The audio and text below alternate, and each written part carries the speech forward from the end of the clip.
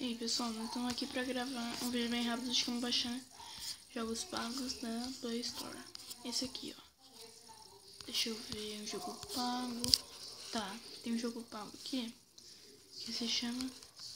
Na verdade, quem tem Sky ou Claro HD TV deve conhecer o canal Cartoon Network. Quem não tem, um primo, um amigo tem, deve conhecer os desenhos, né?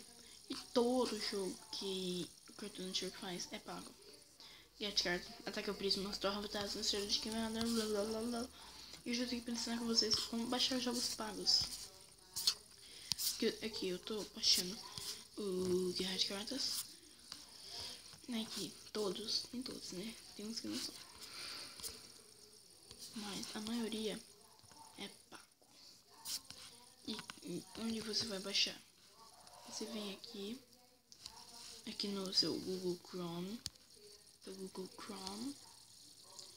Eu vou lá. Você vai pesquisar assim, ó.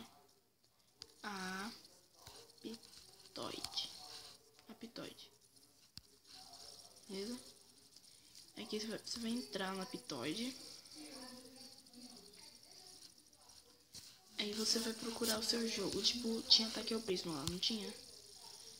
Ataque ao Prisma.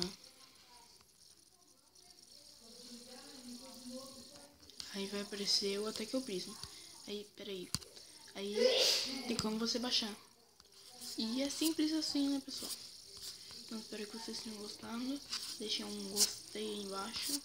E... Hello!